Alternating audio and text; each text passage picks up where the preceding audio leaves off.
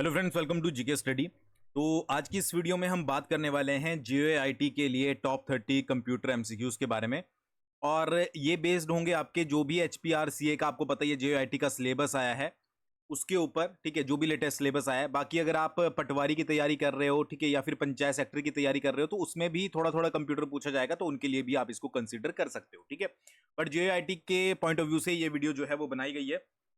इसके अलावा अगर आप जेईआईटी की तैयारी कर रहे हो और डिटेल में तैयारी करना चाहते हो, तो उसका एक बैच चला हुआ है हमारे पास, जिसमें आपको जो है वो कंप्यूटर वगैरह सभी की क्लासेस मिलेगी। और अगर आप कंप्यूटर का बैच सेपरेट लेना चाहते हो, तो वो भी यहाँ पर ऑप्शन आपको जो है वो अवेलेबल है। सारी चीजें आपको एक जगह पर मिल जाएगी। डेमो वीडियोस जो है वो आप चेक कर सकते हो, ठीक है। मैक्सिमम चीजें जो है वो आपको वहां पर, मैक्सिमम क्या, जितनी भी सिलेबस में सारी चीजें आपको जो है वो वहां पर करवाई जाएगी। आधी चीजें जो है वो कंप्लीट हो भी चुकी है। चलिए पहले क्वेश्चन के बारे में बात करते हैं। पहला क्वेश्चन बहुत इजी है। विच generation of computer used integrated circuit, ठीक है, कि कौन सी जनरेशन है कंप्यूटर की जिसमें आईसी चिप या फिर इंटीग्रेटेड सर्किट का यूज जो है वो किया जाता है। फर्स्ट है, सेकंड है, थर्ड है या फिर फोर्थ है।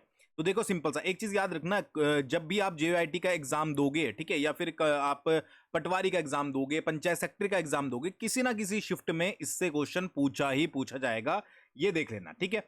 तो पहली जो जनरेशन है उसमें क्या चीजें यूज की जाती थी, उसमें वैक्यूम ट्यूब्स यूज की जाती थी। सेकंड जनरेशन की तरफ बढ़े तो उसमें आपके ट्रांजिस्टर यूज होने शुरू हो गए। थर्ड जनरेशन आई तो उसमें क्या आई, उसमें आई आपकी इंटीग्रेटेड सर्किट यानी कि आईसी चिप जिनको बोलते हैं। तो इसका क्या आंसर होगा, इसका आंसर होगा आपका थर्ड जनरेशन, ठीक है। फोर्थ जनरेशन की बात करें, फोर्थ जनरेशन में आपके पास आगे माइक्रो प्रोसेसर, ठीक है। तो पहली जनरेशन में वैक्यूम ट्यूब, सेकंड में ट्रांजिस्टर, थर्ड में आईसी चिप और चौथे में माइक्रो प्रोसेसर।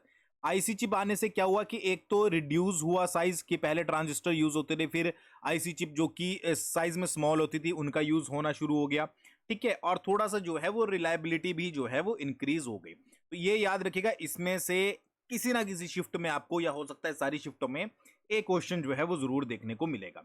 आई होप आपको समझ आ गया होगा।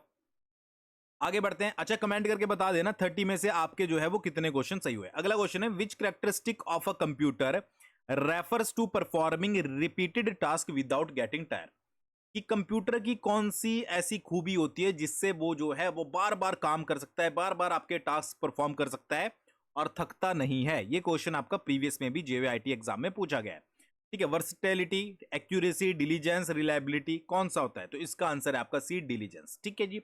डिलीजेंस का मतलब क्या होता है कि एक ऐसी एबिलिटी जिसमें जो है वो आप बिना थके काम कर सकते हो, यानी कि कंटिन्यूसली वर्क कर सकते हो, ठीक है। मतलब इससे क्या होता है कि कंप्यूटर को बोर्डम की, बोर जैसा, जैसे आप होते हो ना कि यार पूरे दिन काम कर लिया उसके बाद बोर हो गए, या 1 घंटे पढ़ाई करी उसके बाद बोर हो गए, या फिर थक गए, फैटिक हो गया, तो वो चीजें कंप्यूटर में नहीं होती हैं, ठीक है। कंप्यूटर ना तो बोर होता है, ना ही उसे फैटिक होता है, ठीक है जी। और ना ही उसकी एक्यूरेसी में कभी कोई दिक्कत आती है। अगर आप अभी यूज कर रहे हो और 4 घंटे तक लगातार यूज करोगे, तो भी उसका जो मतलब कि रिजल्ट का जो एक्यूरेसी रहेगी वो उतनी ही रहेगी, ठीक है। तो कंटिन्यूसली अगर टास्क परफॉर्म करना है तो उसको क्या बोलते हैं, उसको डिलीजेंस जो है वो बोलते हैं। अगला क्वेश्चन है, कंसीडर द फॉलोइंग स्टेटमेंट। आपको स्टेटमेंट्स जो हैं वो देखनी है, ठीक है। पहला है, analogue computer process continuous data. Second है, digital computer process discrete data. और hybrid computer combine analogue and digital features, ठीक है। ये सारा कुछ हम अपने जो बैच है उसमें करवा चुके हैं बहुत अच्छे से डिटेल में, ठीक है। अभी तो उसमें डीबीएमएस चला हुआ है, ठीक है, डेटाबेस मैनेजमेंट सिस्टम, ठीक है। उसकी 3 क्लासेस ऑलरेडी हो चुके हैं और लास्ट क्लास उसकी बहुत जल्दी अपलोड हो जाएगी। तो यहां पर 4 आपके पास स्टेटमेंट दी गई है, तो चारों में से जो सही है वो है आपका डी, 1 2 3। पहला स्टेटमेंट भी सही है कि जो एनालॉग कंप्यूटर होते हैं वो प्रोसेस करते हैं continuous data, digital computer process करते हैं डिस्क्रीट डेटा, और हाइब्रिड कंप्यूटर जो है वो मिक्स है किसका, एनालॉग का प्लस डिजिट का। तो तीनों ही जो है, मतलब डिजिटल का, ये तीनों ही आपकी जो है वो सही है। समझ आ गया? All statement are correct. अब इसके ऊपर अगर मैं 3 अलग अलग क्वेश्चन बना लेता तो वो ठीक नहीं था, तो मैंने इसलिए स्टेटमेंट वाइज जो है वो यहां पर क्रिएट कर दिया। चलिए अगला क्वेश्चन देखते हैं। A super computer is mainly used for, super computer जो है वो किस लिए यूज किए जाते हैं? वर्ड प्रोसेसिंग के लिए? भाई बिल्कुल नहीं। वेदर फोरकास्टिंग हो सकता है। ईमेल कम्युनिकेशन के लिए तो भाई सुपर कंप्यूटर यूज नहीं किए जाएंगे। स्प्रेडशीट प्रिपरेशन, ये भी नहीं। तो आंसर क्या होगा? Weather forecasting. मतलब अगर आप एलिमिनेशन मेथड से करोगे, आपको इसके बारे में जीरो नॉलेज होगी, तो भी आप जो है वो कर लोगे, ठीक है। देखो सुपर कंप्यूटर होते क्या है, सुपर कंप्यूटर जो है वो आप समझ लो कि जो आपकी ट्रिलियंस ऑफ जो कैलकुलेशन होती है, ठीक है जी, वो परफॉर्म करते हैं एक साथ, ठीक है, इसलिए उनको सुपर कंप्यूटर बोला जाता है। अब कहां कहां पर यूज होते हैं? एक तो आपका वेदर फोरकास्टिंग में यूज होते हैं, आपका जो है वो आपका क्लाइमेट, आपका मॉडलिंग हो गया, ठीक है, उसमें आपका यूज होते हैं। न्यूक्लियर रिसर्च में आपका जो है वो सुपर कंप्यूटर यूज किए जाते हैं। स्पेस से रिलेटेड इंपॉर्टेंट वर्क होते हैं जिसको स्पेस सिमुलेशंस बोलते हैं, उसमें भी आपके जो है वो सुपर कंप्यूटर यूज किए जाते हैं। तो ये आपको यहां पर याद रखना पड़ेगा, ठीक है। तो इसी तरीके के क्वेश्चन पूछे जाएंगे, धीरे धीरे हम हार्ड लेवल पर भी जाएंगे, ठीक है जी। तो ये मतलब कि कई बार ऐसा होता है कि यार बिल्कुल बेसिक बेसिक क्वेश्चन आ जाते हैं, ठीक है, और उसमें भी आप कंफ्यूज हो जाते हो। तो अगला क्वेश्चन देख लो, which component performs arithmetic and logic operation. बहुत इजी क्वेश्चन है, बहुत बार पूछा भी गया है कि कौन सा कंपोनेंट है, ठीक है, जो कि आपका लॉजिक ऑपरेशन और रिथमेटिक ऑपरेशन जो है वो परफॉर्म करता है। सीयू, रैम, एएलयू या फिर रोम। तो इसका आंसर क्या होगा? इसका आंसर होगा आपका एएलयू, ठीक है। एएलयू की फुल फॉर्म भी पूछी जाती है, रिथमेटिक, ठीक है, ये देखो ऊपर ही लिखा है ना, तो इससे ही याद रखना, रिथमेटिक, ठीक है जी, लॉजिक यूनिट, ये है आपकी एएलयू की फुल फॉर्म। क्या क्या परफॉर्म करती है भाई? एडिशन परफॉर्म करता है एएलयू, ठीक है जी। इसके अलावा आपका सब्सट्रैक्शन परफॉर्म करता है, इसके अलावा आपका मल्टीप्लीकेशन परफॉर्म करता है और कंपैरिजन करता है, ठीक है। तो ये सारे काम किसके द्वारा होते हैं? ये सारे काम जो है वो आपके किसके द्वारा होते हैं? एएलयू के द्वारा होते हैं। रिथमेटिक ऑपरेशंस इनको बोलते हैं और लॉजिक ऑपरेशंस जो है वो अलग से ये करता है। समझ आ गया? चलिए अगला क्वेश्चन है, in the IPO cycle data enter through a keyboard is called. जो आईपीओ साइकिल होता है आपका, उसमें जो कीबोर्ड के थ्रू डेटा एंटर किया जाता है उसको क्या बोला जाता है? ठीक है, बहुत इजी क्वेश्चन है, बट क्या होता है कि थोड़ा सा यहां पर गोल गोल करके पूछा गया है। आउटपुट बोला जाता है, स्टोरेज बोला जाता है, इनपुट बोला जाता है या प्रोसेस बोला जाता है? तो सिंपल सा इनपुट बोला जाता है। ये सिर्फ क्वेश्चन घुमाया गया है, यहां पर एक वर्ड ऐड कर दिया गया है, आईपीओ साइकिल, ठीक है। बस याद रखना, एंटर डेटा जो एंटर कीबोर्ड के थ्रू किया जाता है उसको क्या बोलते हैं? इनपुट बोलते हैं, ठीक है। अब आईपीओ समझ आया आपको? आईपीओ की फुल फॉर्म क्या होती है? आईपीओ की फुल फॉर्म होती है भाई इनपुट, ठीक है, फिर उसके बाद पी से प्रोसेस और फिर ओ से आउटपुट।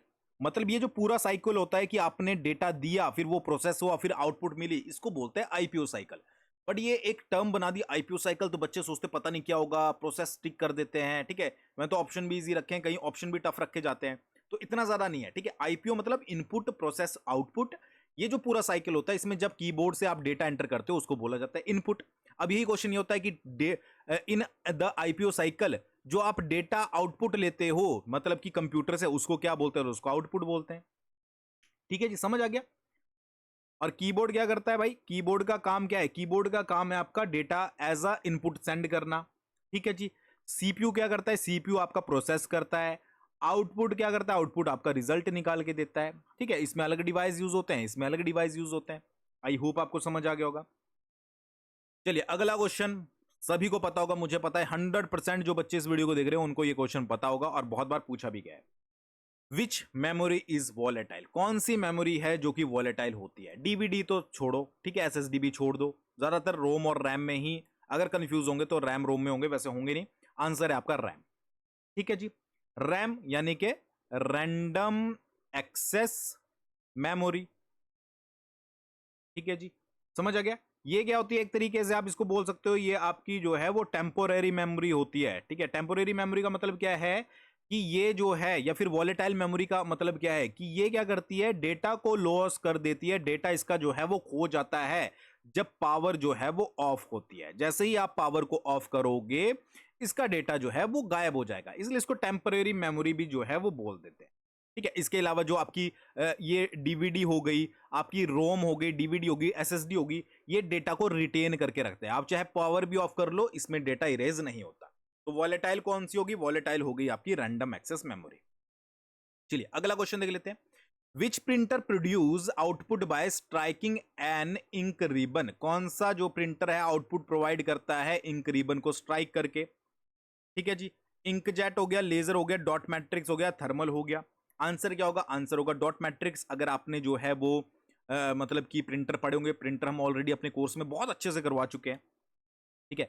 डॉट मैट्रिक्स एक प्रकार का इंपैक्ट प्रिंटर है, ये भी आपको पता होना चाहिए, ठीक है। क्लासिफिकेशन बहुत जरूरी है, ठीक है, क्या यूज करता है भाई, पिंस का यूज करता है। हमने तो आपको डायग्राम के साथ पढ़ाया हुआ है, डायग्राम बिल्कुल दिखा दिखा के। ठीक है, पिंस होती हैं जो कि रिबन को स्ट्राइक करती हैं। ठीक है, रिबन के ऊपर जो है वो इस तरीके से पिंस जो है वो स्ट्राइक करती है, नीचे की तरफ रिबन होता है। ठीक है जी, और फिर जो है वो वहां पर आपका डॉट डॉट के फॉर्म में, ठीक है, मान लो ए है ना, तो ए किस तरीके से लिखा जाएगा, इस तरीके से जो है वो आपके प्रिंट होते हैं। तो ये क्या होता है, ये आपका जो है वो डॉट मैट्रिक्स प्रिंटर होता है। चलिए अगला क्वेश्चन देखते हैं। अगला क्वेश्चन है, which of the following is not an output device. Very easy question, कौन सा इनमें से आउटपुट डिवाइस नहीं है। ठीक है, मॉनिटर आउटपुट है, नहीं है। ठीक है जी, मतलब कि नॉट एन आउटपुट डिवाइस, मतलब कौन सा आउटपुट नहीं है। मॉनिटर आउटपुट है, बिल्कुल मॉनिटर जो है वो आउटपुट है। स्पीकर, मॉनिटर से क्या देखते हो आप, मान लो सामने कोई आपने फिल्म चलाई है तो आपको दिख रही है, तो क्या मिल रहा है, आउटपुट मिल रहा है आपको। स्पीकर से आप सॉन्ग सुन रहे हो, आपको आउटपुट मिल रहा है। प्रोजेक्टर से भी आप कुछ ना कुछ देख रहे हो, आपको आउटपुट मिल रहा है। तीनों ही आउटपुट है। स्कैनर जो है, स्कैनर से क्या करते हो आप, किसी चीज को स्कैन करके आप जो है वो इनपुट देते हो। ठीक है, तो स्कैनर आपका एक तरीके से इनपुट डिवाइस है। समझ आ गया। चलिए अगला क्वेश्चन है, सीपीयू रजिस्टर इज। सीपीयू के जो रजिस्टर है वो क्या है, बहुत इंपॉर्टेंट क्वेश्चन है, बहुत बार मैं पूछ भी चुका हूं, बहुत बार बता भी चुका हूं। सीपीयू जो है वो फास्टेस्ट मेमोरी लोकेशन या फिर फास्टेस्ट मेमोरी जो है वो बोली जाती है। ठीक है, अगर आपके पास क्वेश्चन ये भी आ गया ना कि फास्टेस्ट मेमोरी कौन सी होती है कंप्यूटर के अंदर, आंसर होगा उसका रजिस्टर। ठीक है जी, या सीपीयू रजिस्टर या फिर रजिस्टर, याद रखिएगा। ठीक है, समझ आ गया। रजिस्टर कहां होते हैं, रजिस्टर सीपीयू के अंदर होते हैं, और ये फास्टर होते हैं किससे, रैम से भी फास्टर होते हैं, प्लस आपके कैशे मेमोरी होती है ना, उससे भी फास्ट होते हैं। ठीक है जी, इंस्ट्रक्शंस को जो है वो आपका टेम्परेरी तरीके से जो है वो स्टोर करते हैं, बट इसको सबसे फास्ट मेमोरी माना जाता है। अगर ऑप्शन में होगा तो आप क्या लगाओगे, आप जो है वो रजिस्टर ही लगाओगे, अगर नहीं है तो उसके बाद कैशे वगैरह आप जो है वो लगा सकते हो। अगला क्वेश्चन है, विच यूनिट रिप्रेजेंट 1024 मेगाबाइट्स। कौन सी यूनिट जो है वो प्रेजेंट करती है, ठीक है, 1024 मेगाबाइट। ठीक है जी, तो इसका जो सही आंसर है वो है आपका जीबी। ठीक है, यानी कि 1 GB is equal to 1024 MB, megabyte. ठीक है जी, और 1 MB इज इक्वल टू कितने हो गए, 1024 KB। ठीक है जी, समझ आ गया। अच्छा, 1 TB किसके इक्वल हो गया, 1 TB हो गया 1024 GB। तो ये पूरी यूनिट चार्ट जो है वो आपको पता होना जरूरी है, एक क्वेश्चन इससे भी जरूर बनेगा। इतना तो समझ आ गया होगा कि मल्टीपल शिफ्ट में अब पेपर है। ठीक है, तो ऐसा तो है नहीं कि बहुत चुनिंदा क्वेश्चन बनेंगे, अलग अलग शिफ्टों में क्वेश्चन डालने हैं, तो मैक्सिमम क्वेश्चन आपसे जो है वो पूछे जाएंगे। अब वो किस्मत आपकी है यार कि आपसे कौन सा क्वेश्चन जो है वो फंसता है, इजी फंसता है, मॉडरेट फंसता है, कि कौन सा फंसता है। चलिए अगला क्वेश्चन है, which storage device has no moving part. कौन सा स्टोरेज डिवाइस है जिसका नो कोई भी मूविंग पार्ट जो है वो नहीं होता है, कौन सा स्टोरेज डिवाइस है ऐसा। ठीक है, आपको, और आपको ये जरूर बताना है कि भाई जरूर कि आपके 30 में से कितने क्वेश्चन जो है वो सही हुए हैं। ठीक है, तो कौन सा स्टोरेज डिवाइस है जिसमें कोई भी मूविंग पार्ट नहीं होता है, आंसर होगा एसएसडी। अगर आपके पास आ गया, ठीक है, तो याद रखिएगा एसएसडी, याद रखिएगा एसएसडी जो होती है वो आपका एचडीडी से फास्ट होती है, ये आपको याद रखना है, कई बार ये भी आ जाता है। ठीक है, और एसएसडी क्या यूज करती है, एसएसडी यूज करती है फ्लैश मेमोरी। ये सारे मैं आपको इंपॉर्टेंट पॉइंट बता रहा हूं, फ्लैश मेमोरी जो है वो यूज करती है, तो ये 2 पॉइंट भी याद रखिएगा। और कोई भी मूविंग पार्ट नहीं होता है तो एसएसडी आपको याद रखना है। चलिए अगला क्वेश्चन है, system software include. System software के अंदर कौन सा सॉफ्टवेयर आता है, एमएस वर्ड नहीं, फोटोशॉप नहीं, एक्सेल नहीं, ऑपरेटिंग सिस्टम जो है वो इसका आंसर है। ये भी हम ऑलरेडी पढ़ चुके हैं, ऑपरेटिंग सिस्टम। ठीक है जी, सिस्टम सॉफ्टवेयर का मतलब क्या होता है, सिस्टम सॉफ्टवेयर आप एक तरीके से ये समझ लो कि जो हार्डवेयर आपका होता है, हार्डवेयर को जो कंट्रोल करता है उसको बोलते हैं सिस्टम सॉफ्टवेयर। ठीक है जी, जैसे आपका विंडोज भी हो गया आपका, ठीक है जी, आपका जो है वो लिनक्स भी हो गया, एंड्रॉयड भी हो गया। ठीक है, तो ये इसके कुछ एग्जाम्पल आप बोल सकते हो। अगला क्वेश्चन है, which language is directly understood by the CPU. ठीक है, सेंट्रल प्रोसेसिंग यूनिट, जिसको आपका कंप्यूटर का ब्रेन भी बोलते हैं, इसके द्वारा कौन सी लैंग्वेज डायरेक्टली समझी जाती है। सी लैंग्वेज बोलोगे समझ जाएगा, नहीं। जावा नहीं, ठीक है। असेंबली जो है वो नहीं, इसको समझ आती है मशीन लैंग्वेज। ठीक है, जो ये डायरेक्टली समझ पाता है। ठीक है, मशीन लैंग्वेज में कौन से कोड यूज होते हैं भाई, बाइनरी डिजिट आपके जो है वो यूज होते हैं, कौन कौन से, 0 और 1 बाइनरी डिजिट। ठीक है, तो ये लैंग्वेज जितने भी आप कोडिंग देखोगे, मतलब जो भी इंफॉर्मेशन सीपीयू के पास जाती है वो 0 1 0 1 0 1 इस तरीके से जो है वो जाती है। और सीपीयू इसको क्या करता है, सीपीयू इसको डायरेक्टली जो है वो एग्जीक्यूट जो है वो कर देता है। ठीक है, मतलब इसके लिए कौन सा, मतलब कोई भी ट्रांसलेटर इसको जरूरत नहीं है। ठीक है, इसको डायरेक्टली एग्जीक्यूट कर देता है कि भाई इसको यही चीज जो है वो समझ आती है। तो ये आपको यहां पर याद रखना है। समझ आ गया ना। अगला क्वेश्चन है असेंबली लैंग्वेज रिक्वायर्स। ठीक है, असेंबली जो लैंग्वेज होती है उसको क्या जरूरत, किस चीज की जरूरत होती है। ठीक है, उसको जरूरत होती है असेंबलर की। ठीक है, तो असेंबली लैंग्वेज के लिए क्या यूज होगा, असेंबलर जो है वो यूज होगा। ठीक है जी, तो ये मशीन लैंग्वेज को, मतलब कि आपके असेंबली लैंग्वेज को जो है वो आसानी से कन्वर्ट कर देती है। समझ आ गया। अगला क्वेश्चन है विच software is generally distributed with source code available. ठीक है, कौन सा सॉफ्टवेयर होता है, ठीक है, जो कि जनरली डिस्ट्रीब्यूट किया जाता है सोर्स कोड अवेलेबल। तो इसका आंसर होगा ओपन सोर्स सॉफ्टवेयर। ठीक है, ओपन सोर्स। ठीक है, मतलब इसका जो ओपन सोर्स का सोर्स कोड जो होता है उसको आप इजीली मॉडिफाई कर सकते हो। ठीक है, ये आपको यहां पर याद रखना है। अगला क्वेश्चन है विच software licensing model allows limited trials use before purchase. ठीक है, कौन सा एक ऐसा सॉफ्टवेयर लाइसेंस होता है जो कि अलाउ करता है लिमिटेड ट्रायल, कि आप उसको ट्रायल कर सकते हो खरीदने से पहले। फ्रीवेयर, शेयरवेयर, ओपन सोर्स या पब्लिक डोमेन। इसका आंसर होगा आपका शेयरवेयर।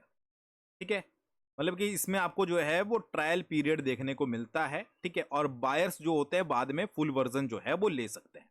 समझ आ गया। अगला question which operating system allows multiple user simultaneously. कि कौन सा ऑपरेटिंग सिस्टम है जो कि अलाउ करता है यूजर्स को, ठीक है, मल्टीपल यूजर्स को, बहुत सारे यूजर को एक साथ। ठीक है, तो आंसर सिंपल सा है मल्टी यूजर ऑपरेटिंग सिस्टम। ठीक है, मल्टीपल यूजर की बात हुई है तो मल्टी यूजर ऑपरेटिंग सिस्टम। ठीक है, इसका एग्जांपल क्या होगा, यूनिक्स एक इसका एग्जांपल है। याद रखिएगा, ऑपरेटिंग सिस्टम भी हम अच्छे से करवा चुके हैं अपने कोर्स में। समझ आ गया। अगला क्वेश्चन है time sharing operating system primarily aims to. जो टाइम शेयरिंग ऑपरेटिंग सिस्टम होता है उसका जो प्राथमिक गोल है वो क्या है। प्रिंटर की स्पीड इंक्रीज करना, मेमोरी साइज को रिड्यूस करना, share CPU among user efficiently और इंप्रूव मॉनिटर रेजोल्यूशन। देखो यार, प्रिंटर से तो कोई लेना देना है नहीं, तो कट करते हैं, मेमोरी साइज को भी कट करते हैं, मॉनिटर रेजोल्यूशन को भी कट करते हैं। आंसर होगा सीपीयू को शेयर करना यूजर्स में, ठीक है, एफिशिएंटली, कि किसको कितनी जरूरत है। ठीक है, सीपीयू को एक तरीके से ये जो है वो स्मॉल स्लाइसेस में डिवाइड कर देता है। ठीक है, स्मॉल पैकेट में डिवाइड कर देता है और अलग अलग जिसको जितनी जरूरत होती है उसको देता है। ठीक है, समझ आ गया, इस तरीके से वर्क करता है।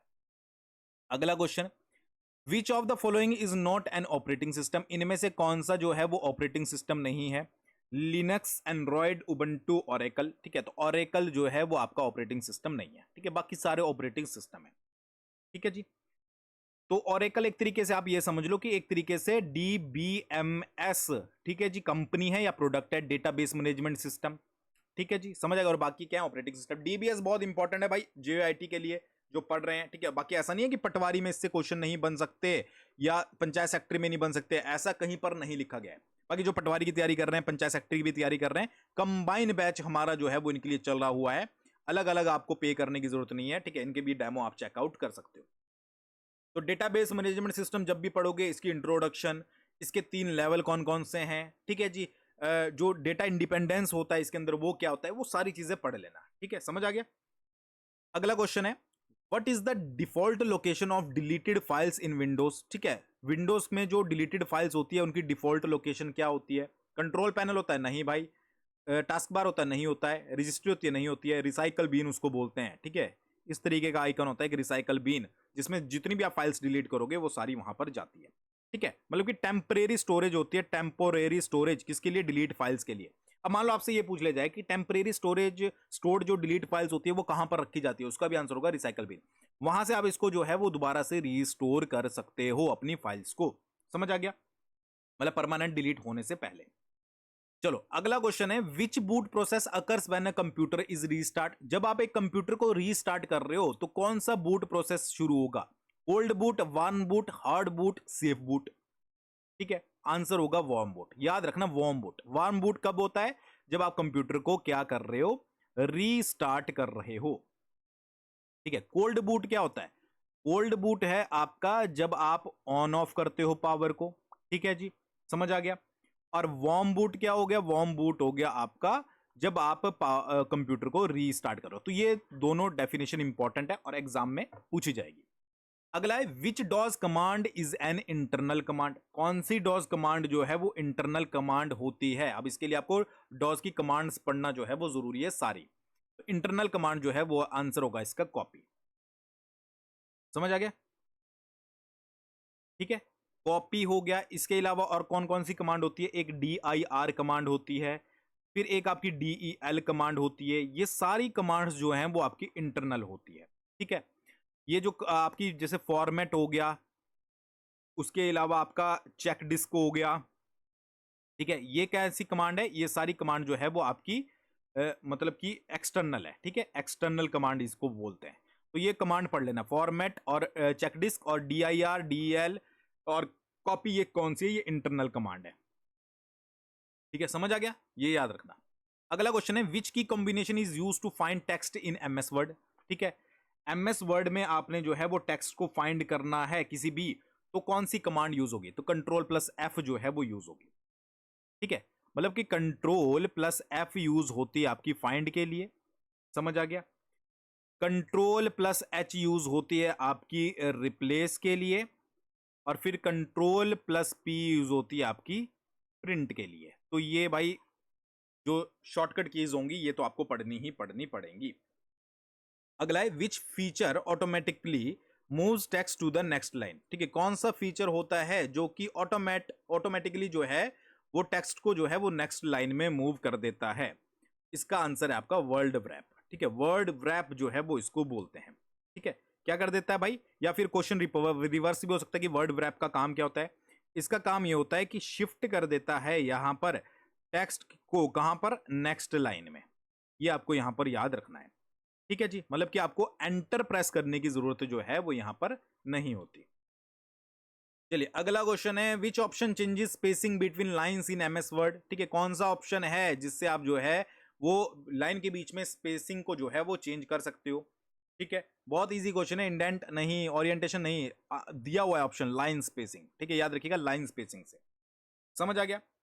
ठीक है, मतलब कि लाइन स्पेसिंग का मतलब क्या होता है कि जो ये लाइन आपने एक लिखी और ये आपने एक लाइन लिखी, तो जो इसके बीच का डिस्टेंस है उसको जो है वो मैनेज करना। ठीक है, अब ये डिस्टेंस वैल्यूज होती है 1.0 होती है, ठीक है, 1.15 होती है, फिर उसके बाद 1.5 होती है, 2.0 होती है। तो किसी पर भी आप सेट कर सकते हो, उतना गैप जो है ये बनाकर अपना हर उसके लाइन के बाद जो है वो चलेगा।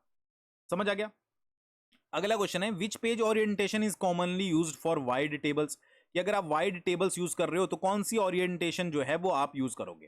पोर्ट्रेट, लैंडस्केप, नॉर्मल या फिर वर्टिकल? इसका आंसर होगा आपका लैंडस्केप। ठीक है, क्योंकि आप वाइड एंगल जब बात हो रही है तो हम बात करेंगे लैंडस्केप की। ठीक है, लैंडस्केप आप यूज करोगे। ठीक है, या इसको हॉरिजॉन्टल भी बोलते हैं। ठीक है, हॉरिजॉन्टल लेआउट। ठीक है, समझ आ गया? अगला क्वेश्चन है स्टेटमेंट बेस्ड क्वेश्चन है, कंसीडर द फॉलोइंग। ठीक है, क्या कौन सी स्टेटमेंट है?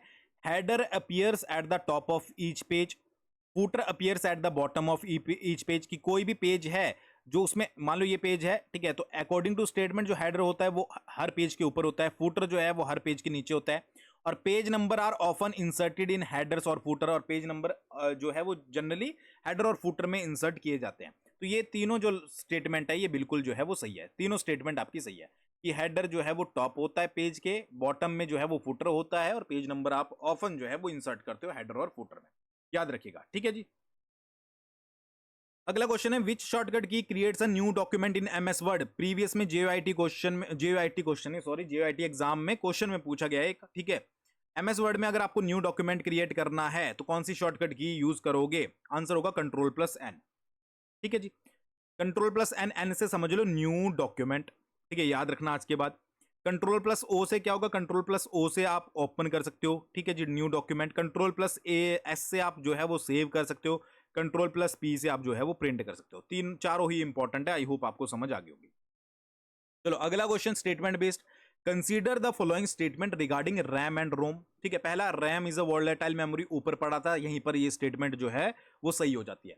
रोम रिटेन्स डेटा विदाउट पावर, जैसे मैंने आपको बताया था रन, ठीक है, रीड ओनली मेमोरी जो है वो डेटा को रिटेन करती है विदाउट पावर, ये भी आपकी जो है वो सही है। ठीक है, ROM is use to store firmware, ये भी स्टेटमेंट आपकी सही है। तो तीनों ही स्टेटमेंट आपकी सही है, तीनों स्टेटमेंट याद रखिएगा अगर आपको इनके बारे में नहीं पता है। ठीक है, समझ आ गया। देखो रैम मैंने जैसा कि आपको बताया था, सॉरी, ठीक है, ये